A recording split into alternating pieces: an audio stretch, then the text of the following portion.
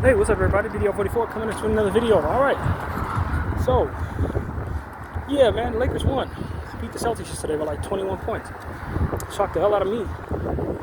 That was coming off a win where we beat the Wizards by a lot too. So, yeah man, we feel good about how we faced against the Eastern Conference. After starting the season rather cold against the Eastern Conference, over the last 5 games, we've won all 5 if I'm not mistaken.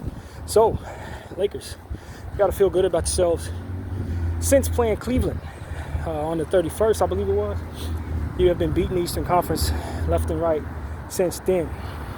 Now the West, not so much, but hey man, we'll take the wins. So, now we move forward. Do we think that we have enough to invest in and, maybe be 1 or 2 moves away from a championship? I'm not one of those people that's ready to do that. I pay too close attention to how the Lakers won these last 2 games to be saying that, to be honest with you. I don't think we're that much better than I said we were before we won those games. In fact, I said over the next 6 games, I thought we could win quite a few of them because against weaker teams. And I didn't think we'd beat Boston.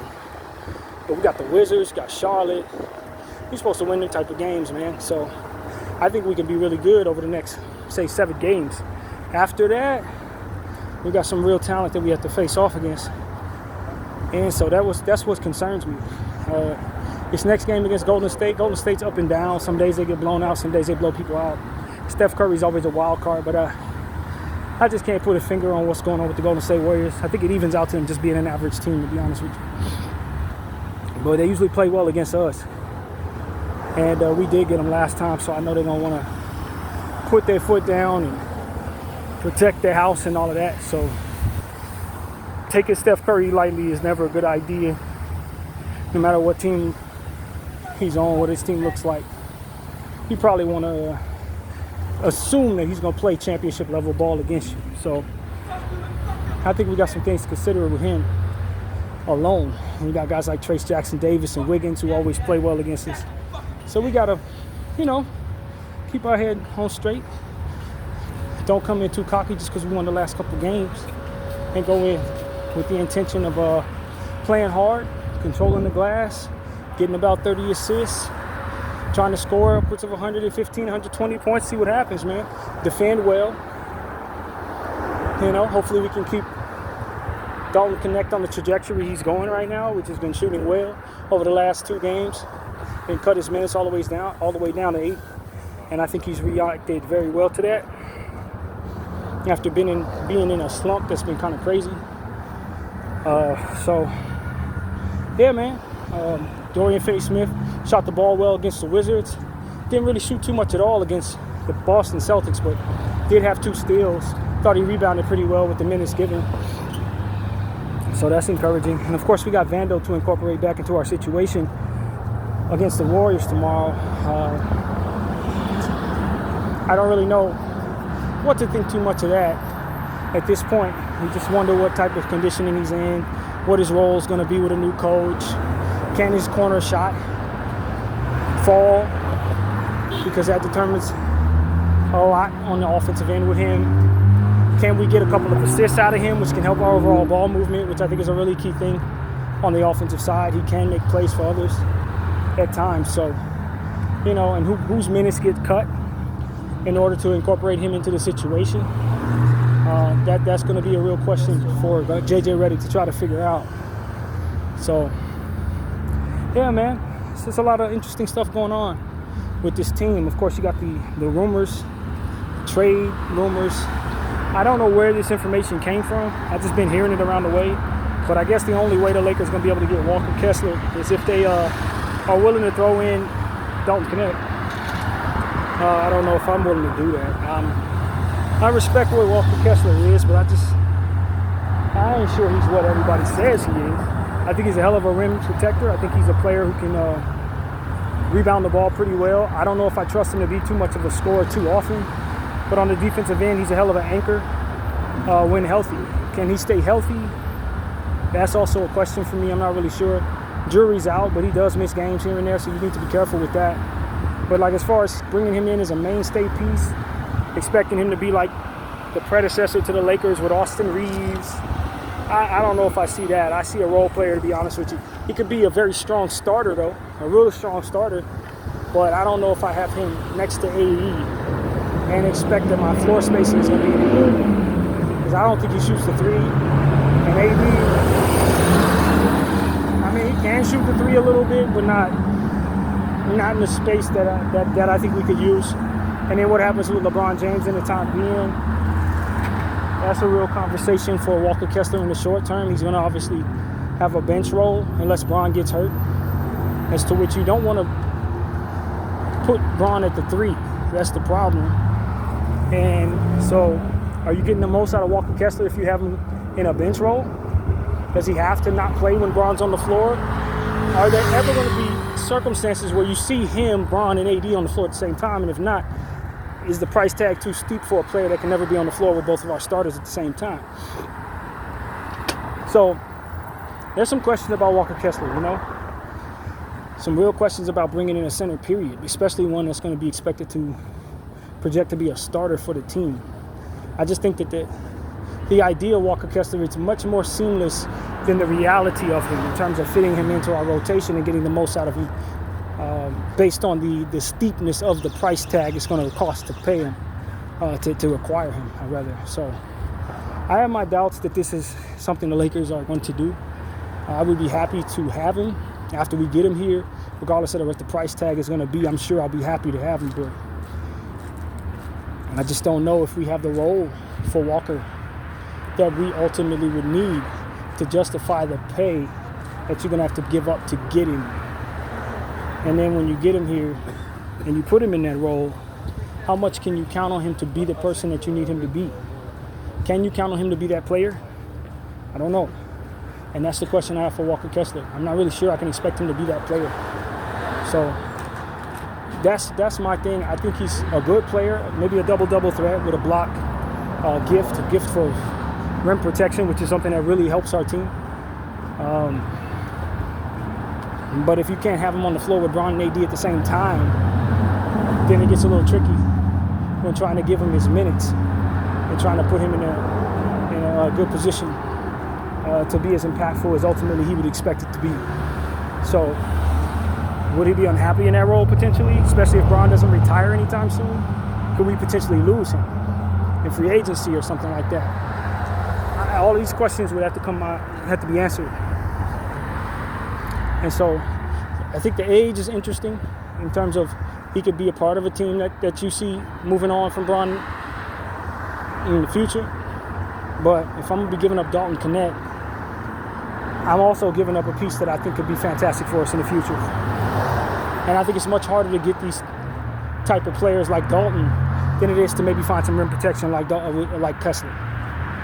In this era where three-point shooting is so important, you're really going to give up one of our best three-point shooters that we've ever drafted in Dalton Connect, which I already think he is, for a rim protector, and also throw in extra picks to make it make sense for Danny Ainge? I mean, I just don't see that being something that the Lakers should be actually serious about doing.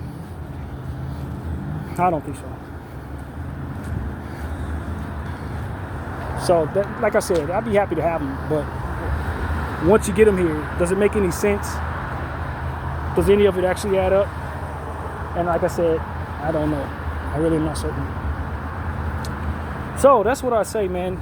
I'm not interested in moving on from any future assets at this point. I tell you the truth. If it ain't second round picks and contract players that I'm cool with moving on from, I'm really not interested in doing anything.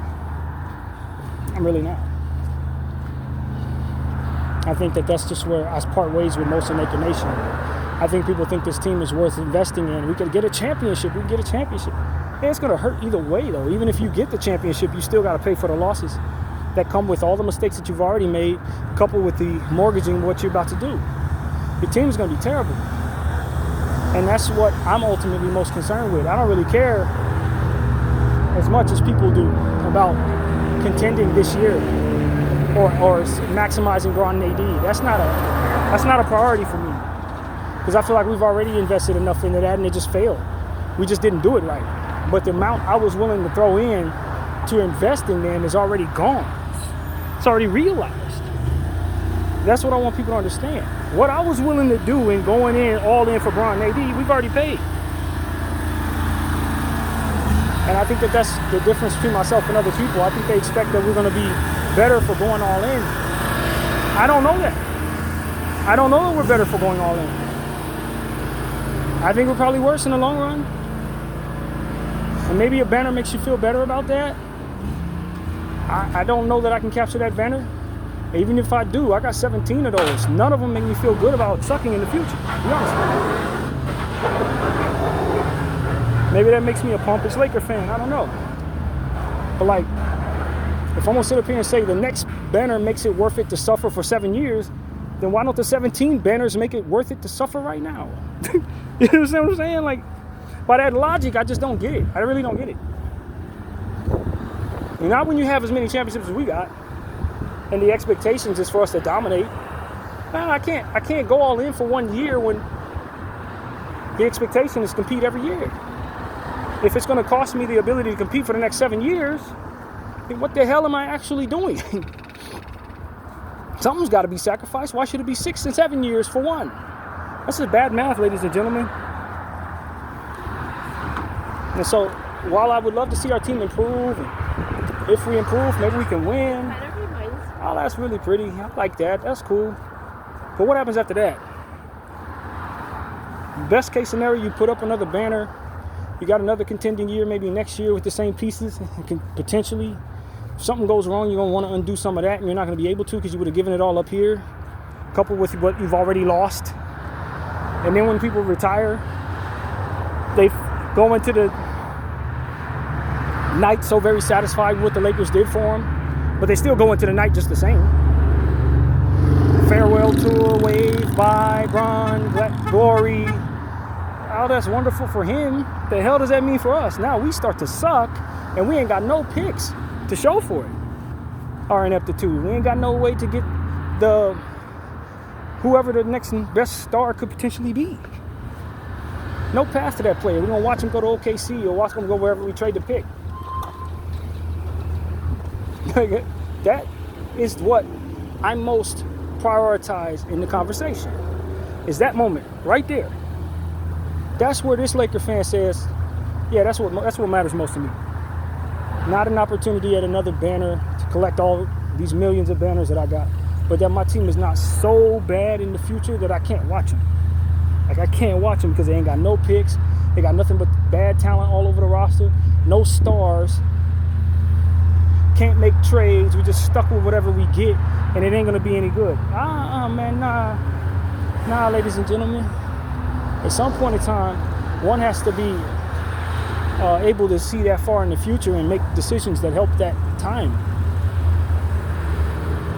I lived through some tough times with the Lakers. Bad teams, man. Bad teams. Because we had made decisions that didn't pan into nothing. And we were waiting on picks that we did have to turn into draft picks that we could use, players that we could use. It took time. The team was bad. I'm telling you, man, it's not something that you want to be without draft picks for. If you're going to be like the Washington Wizards 6-36 at this point in time, you want to know that you got a chance at the kid that's coming out of the draft. You don't want to have a year like that for no reason, end up with like a second-round pick like Toronto did last year or like Detroit did several years back when they didn't have any picks and they were terrible. You do not want to go through the emptiness of those seasons. Emptiness, man.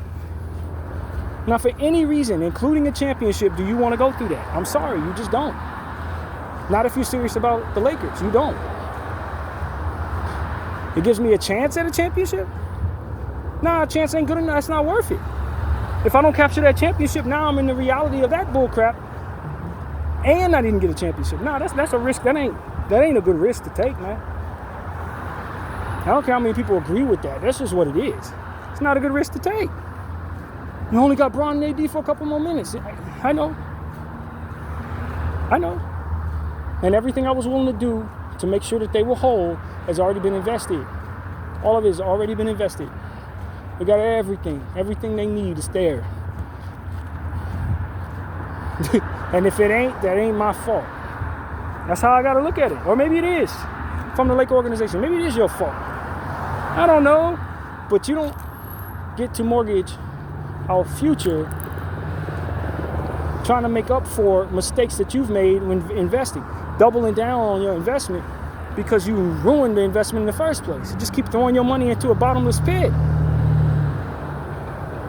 You're in a bottomless pit. The only time we won a championship was when we didn't invest so much. When most of our supporting cast were on expiring contracts. That was the year we won the championship. When most of our supporting cast was as cheap as it's ever been put together. And the more you invest in this team, the less likely you've been able to win the championship. It only worked when you put a bunch of old guys together on expiring deals.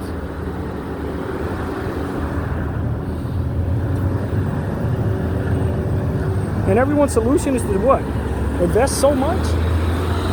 You don't even have it because of the failed investments. I'm sorry, 2 moves away. You don't have the trade equity to be able to afford to make the 2 moves that are 2 moves that could get you a championship. You don't have it. Not without kicking your entire future down the road. And that you don't care about your future is not something that I'm going to go along with. It's because a lot of y'all are willing to give up everything for tomorrow just for an opportunity today. I can't roll with that, man. I'm sorry. Nah, I just don't think that makes any sense. I think the suffering that comes with that is a hell of a lot worse than what people are acting like it's going to be. And I think most of those people don't care because they're not going to watch the Lakers if the Lakers suck that bad. You see what I'm saying? That's why I don't want to listen to those people. Because I already know they don't love the Lakers that much. If they did, they wouldn't want to destroy the Laker future for an opportunity at one last hurrah with LeBron James. They care about LeBron James. And when he goes, they go. Well, guess what? It's me. And fans like myself that's stuck watching horrible basketball players because your team decided to go all in for LeBron James. It's people like me that's sitting there watching the Robert Sacres of the world, and Kendall Marshall and all that. I'm not going for that. I'm not going to be sitting there watching garbage without at least putting up a fight to put up some logic as to why we should never put ourselves in that position before we do so. No. Because LeBron James can definitely go somewhere else. That's for damn sure. That's the difference between us, as I've mentioned already in a previous video. He can go somewhere else and win. It's not like we're the only place he can go, so therefore we have an obligation to this guy to make damn sure that he gets what he needs, or else we ruined his situation. Hell no, his choices ruin his situation. He can go somewhere else. Remember that. You can't, Laker fan. Not if you're a real one like me.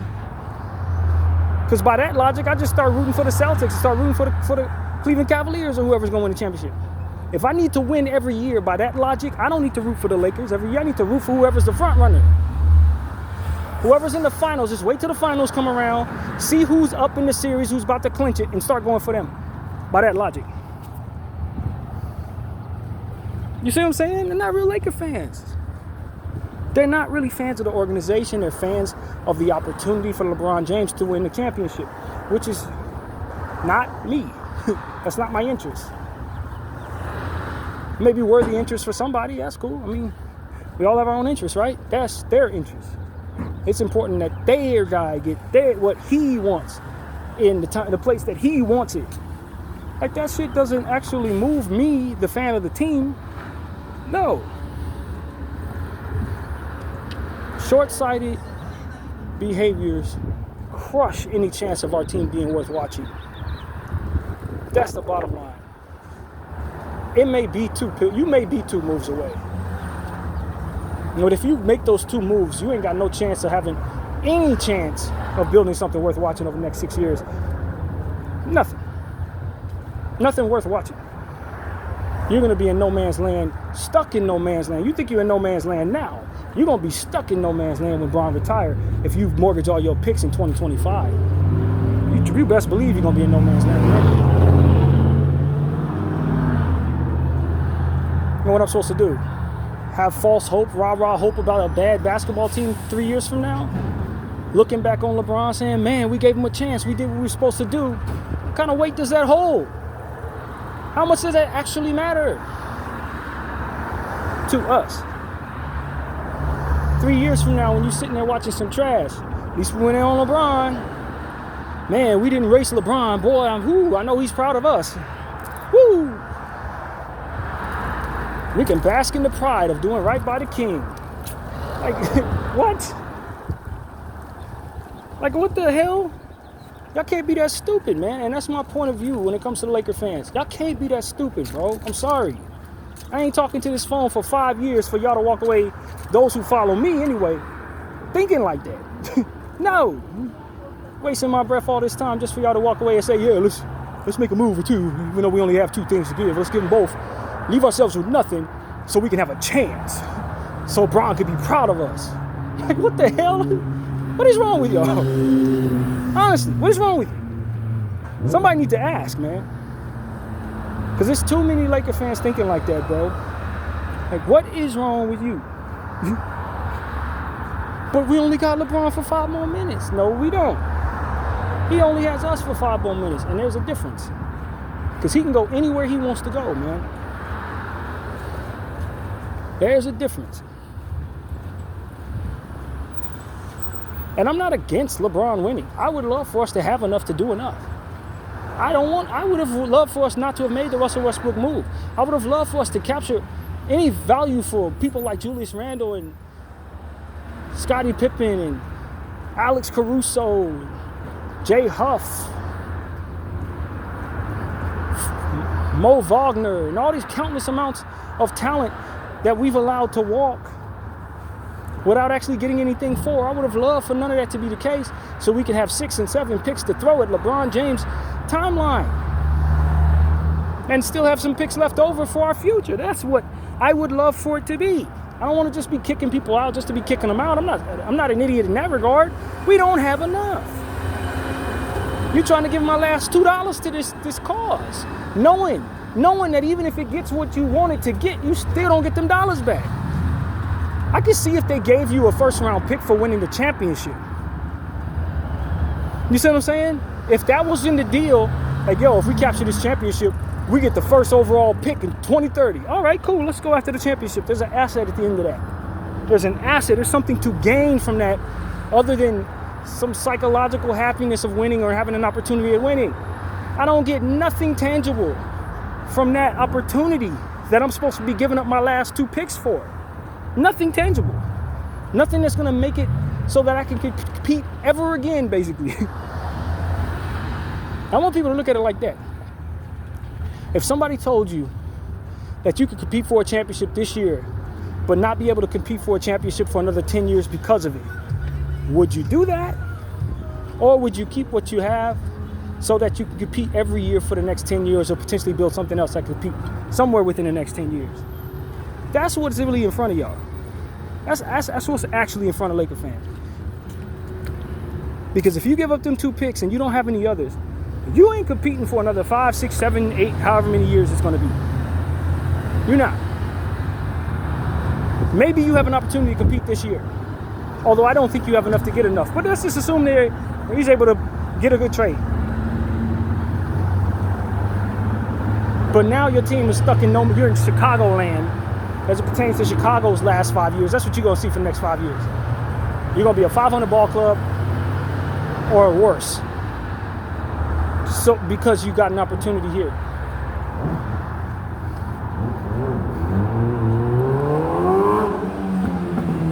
That's what's actually in front of us. And keep in mind that everything we've done in regards to that has failed. So the likelihood that you're about to succeed right now, you're going to weigh that against the history of what just happened when you did this. So it's not like you have a history of actually doing this correctly. You don't. So yeah, what you going to do? I don't think when you look at it that way, I don't think it's that difficult. I don't think it's that difficult. Not for people that actually care about watching this team in the future. It ain't difficult at all. For those of us who just want to win right now, we're completely oblivious about what it takes to build a roster and what's required in order for your team to be any good. Yeah, y'all gonna be stupid. You don't know no better. It's not your fault. You haven't been You haven't been talked to the right way to help you understand what you actually need and want for yourself. That's not your fault, y'all. That's why I'm here. That's what we do here. We help people like you not want the wrong things for your team. And when you know better, you do better. It ain't that big a deal. But some of us know better and still just like, well, I mean, we do got LeBron. And we only got him for 5 more minutes. And if we go all in, we can have a championship.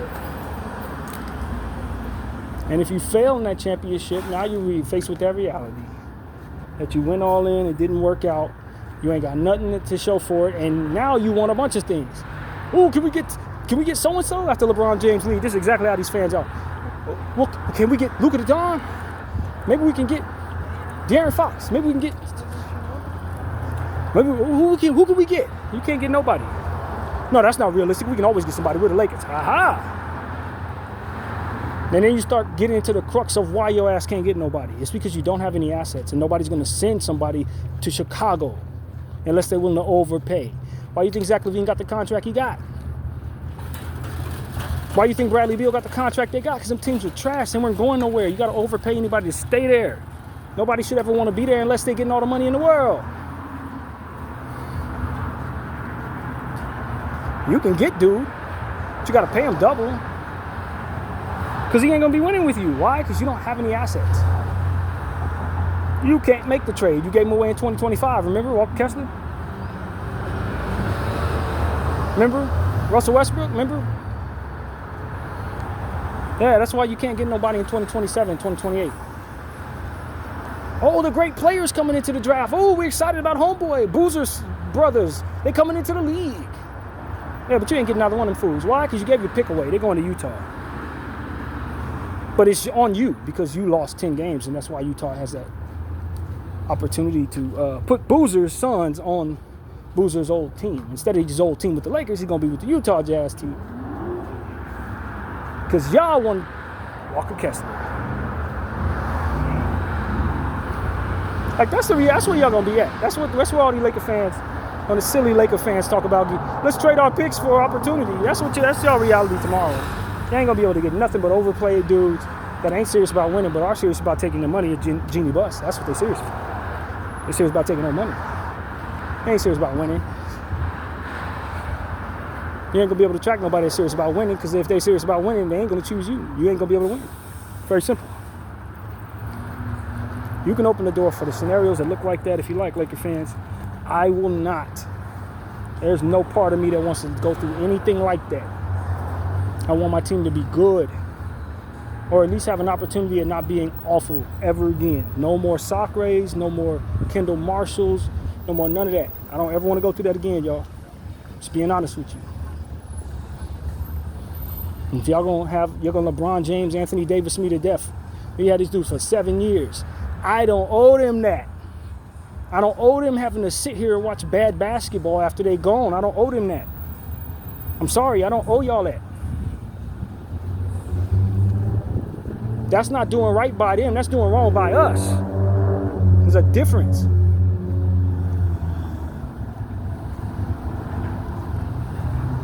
That's the difference that you need to understand.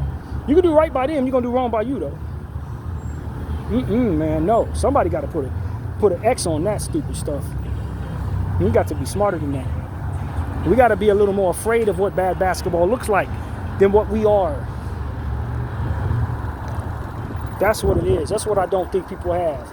It's a requisite amount of proper concern about how bad the basketball is going to be if we do this.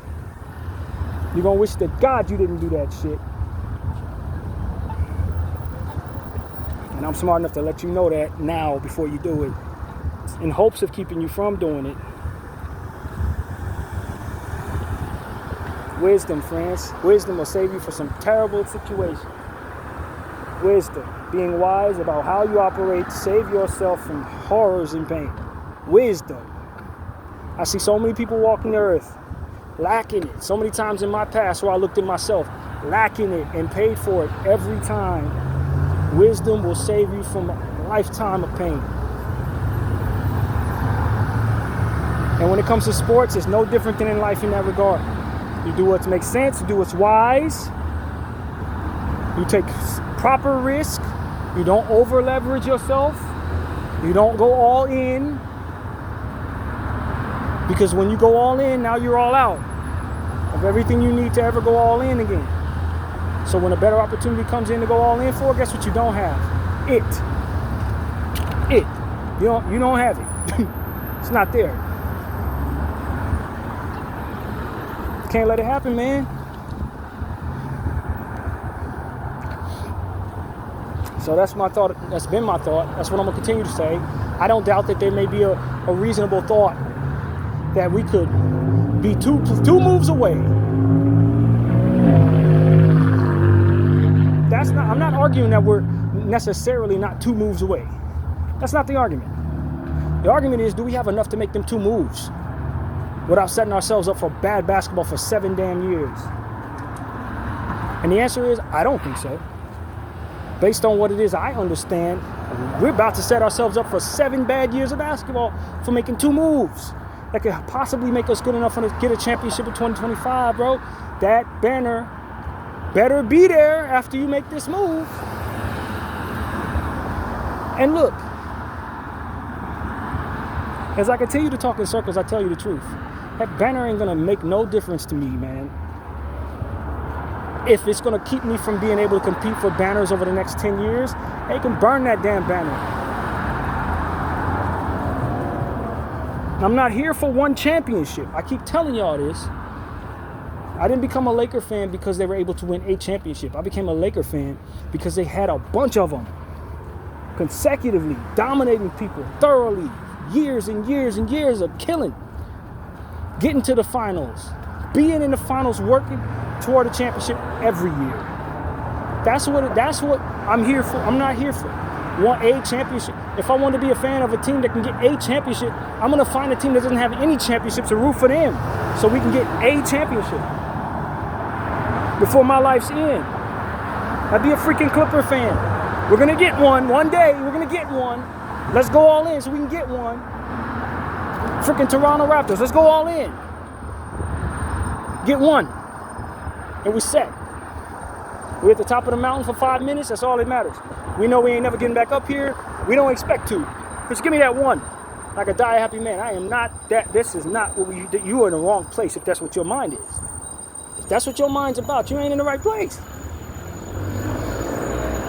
A championship. You a loser. Based on our standards.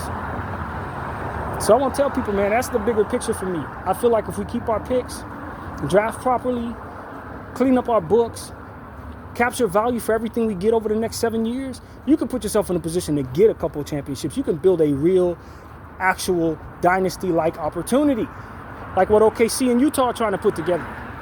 Something that could last. They ain't trying to get a championship. They're trying to be the next Spurs. They're trying to be the next Warriors. Up there in Utah, up there in OKC. They're not interested in one championship. You think they hoarded all these picks and developed all these players to get one championship? Hell no, they're trying to be contenders for the next 7 to 8 years. If you're going all in to get a championship, you're missing the damn point. You're not even playing the same game they are. They're trying to compete against old Laker teams. You're trying to compete against Toronto or something. I'm sorry, man. I'm not dumb and dumb. And I've said this on this channel. Not very much recently, but I'll say it now. I'm not dumbing down my standards for all of y'all who can't live up to them. I'm not.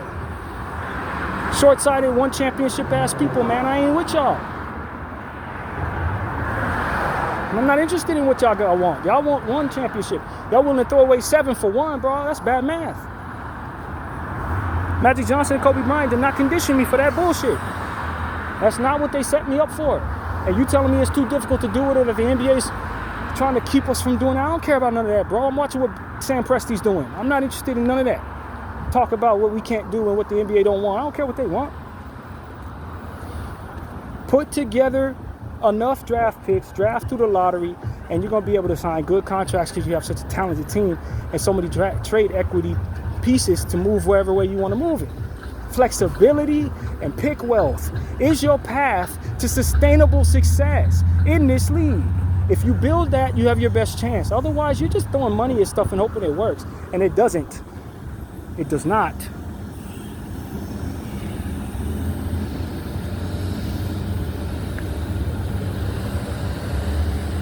Those who understand that are building something that can work for many years to come. Those who don't understand that are going to have a chance at a championship one random year and suck for the rest. You see the Celtics, they've had a team together. They've been in multiple Eastern Conference Finals. They won 8 championships. They got their core together. They still got the pieces that won a championship together. They got a couple extra pieces to try to make the team better if they need to. They got all that because somebody decided to go all in for a championship and did it wrong in Brooklyn. Gave them all types of real young, talented picks and stuff that hadn't been drafted yet. And what they did was they picked up a bunch of old guys that had a name at the moment but weren't going to have it once they got there type stuff. And what happened with that? They failed. The Celtics capitalized on that, gave themselves a future, which is what you're looking at now. It's exactly what you're looking at right now. It's a future that the Celtics put together for themselves. Put together for themselves by capitalizing on short-sighted stupidity and dumb money. Okay, that's what you're seeing there. Those who are willing to sacrifice today so that tomorrow could be great, and as a result, they have opportunities year in and year out in this era. Golden State Warriors drafted all their talent. Did it through the draft. Cleveland Cavaliers, who are good right now, how they do it? Did it through the draft. And then when they had enough stuff that looked exciting enough, they went all in for Donovan Mitchell, were able to land him. Outbid a team like, who was it? The New York Knicks for Donovan Mitchell. Everything else they got on their team, they drafted. The 2 crux stars of their team they drafted. Granted, they got Allen from Brooklyn as a free agent. But Garland, drafted. Mobley, drafted. And guys like Dean Wade and all them dudes, they drafted them. Mostly through the draft. And quality free agent signings. And a vision for a basketball team that didn't require them to be small, which is very important. Your vision for what you're building. And so for me, it's like, man, look, that's why I don't really want to hear people talking about, well, you know, we got to capture this LeBron James era because if we don't, our heads are going to spin or some weird, whatever consequences y'all done made up in your mind. Ain't none of that real. What's real is the consequences for going all in, not for not. What happens when you don't? Not a damn thing. Nothing happens. You don't win a championship and you still have enough to build something tomorrow. That's what happens. The same losses that you're likely going to take any damn way are the losses you're going to take when you don't do nothing at all. I promise you. Because whatever it is you think you're about to build ain't going to be good enough. That's what I think. That's what I think. Colin Sexton, Jay Walker, Kessler, man, if you think that is worth 2 picks when you only have 2 left, you're going to be as bad as you deserve to be when you think that way. That's what's going to be your future. Tell you the truth. I ain't here to be nice no more. I'm sick of this. I'm sick of this because the majority of the people I listen to in regards to my organization are talking like they don't care about tomorrow. And it's insulting to me because I know it's going to be me sitting here watching this trash. It's going to be good Laker fans who are here for the rest of our lives sitting there watching more soccer bullcrap, bro. And they're going to be sitting there like, well, I mean, why can't the Lakers make moves now? Or, well, we're just going to go on and do something else with our time. Nah. And leave us here stuck watching the consequences of your short-sighted nonsense. I'm not with it. I'm going to shun it. I'm going to insult you because I feel like you're attacking me in my time. When I'm going to be sitting here in 2029 watching bad basketball because of your stupidity. I don't have any patience for that. I'm trying to tell you something, man. That's 3 hours a night watching bad basketball. Or forcing myself to avoid bad basketball. While the Lakers are on, I'm trying to do something else. Because of y'all. Value in 2025 like we ain't going to get another year. We got another year coming. And one after that, and one after that, and one after that, and therefore more years afterwards. No. Not going all in right now. Punting all them damn years. Letting the boozer kids and every other young great talent go to these small market teams that ain't nobody gonna want to watch any damn way. You're trying to get these players to the Lakers any damn way when the Lakers could have drafted these people. No. And that's what I want to tell you something else too. The NBA wants the best talent on the Lakers. So if you have draft picks, the likelihood that the NBA is going to rig that draft so that you get something worth having doesn't suck. I just want to tell people this. You want to get into conspiracies and stuff like that? Believe me, when the time comes for the Lakers to win the lottery and the Boozer kids, for example, are up for grabs and Nike wants to pay them $100 million, Adidas wants to pay them $100 million. When that comes around, they're not going to want them in OKC. They ain't going to want them in Utah. You understand what I'm saying to you? They're going to want them in Los Angeles. They're going to want them in Miami. They're going to want them in New York. And if the Lakers don't have a pick, they just can't get them there. But if the Lakers have the picks, you might get lucky in the lottery. That's what I want Genie Bus to think about. You might just happen to get lucky and have those kids on a rookie contract instead of having to pay $200 million to get them here. No, sir. 7 years after they drafted. No, sir. No.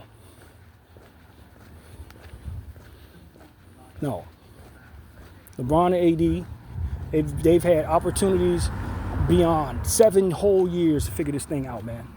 And they wanted crap that was no good for them. Bring me Westbrook. No. Okay, we'll do it anyway, and we suffer for it. And that's their fault.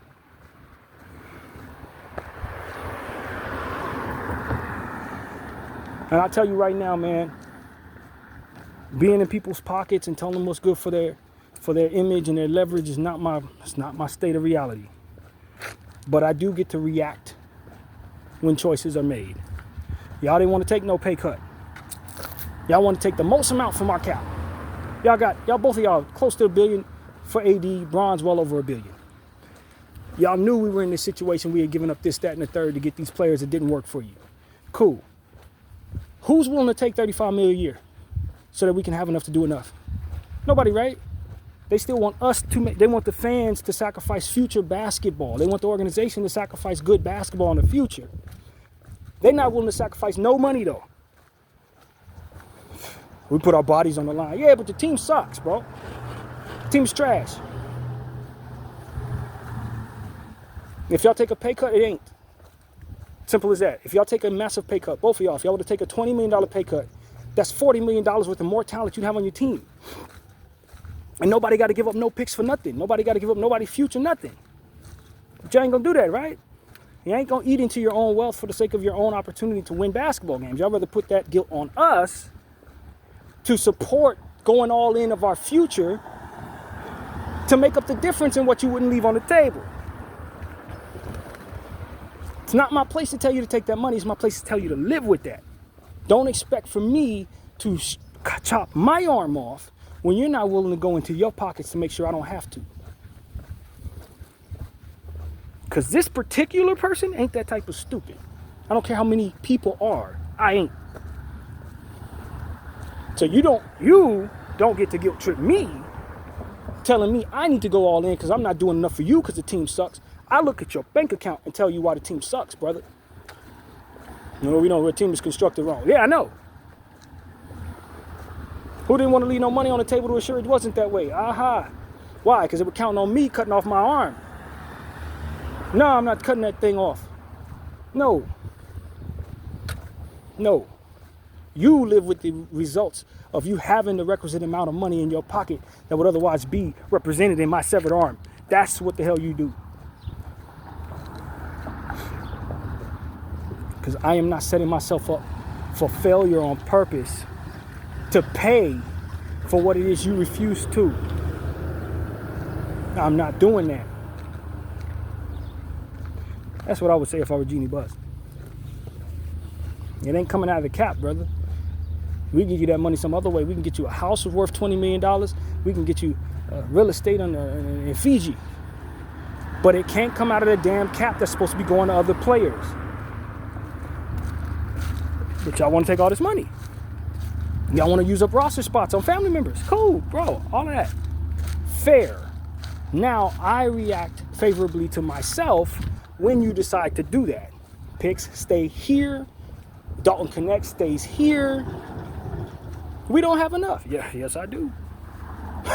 Sure do. That's why y'all glad I ain't no billionaire. Y'all glad I ain't no Laker owner, bro. Y'all couldn't run any of this game on me. Y'all would have an enemy in me before I cut off my arms to make y'all feel better about yourselves. I promise you, you would hate me. Clutch would hate me. Because anytime they come around, I'd be like, look, man, look at these arms. You see how they still hanging? I ain't playing with y'all like that, bro. And I got the Laker market, so you know you got to do business with me. Don't act like you can do this without the Lakers. You can't. See, that's what I know. While people acting like they don't know what the hell they got. I'm not like that. I know exactly what I have. Y'all think y'all going to run this league without going through LA? Y'all think the NBA Association of Owners is going to make the same amount of money if all the garbage is here and everything is in OKC and in Chicago and everywhere else? Nah, man, y'all need me. I know you need me, and I'm going to posture just like that. Y'all want to be here, not the other way around. Because if you bounce, somebody else going to want to be here so long as I keep the place clean.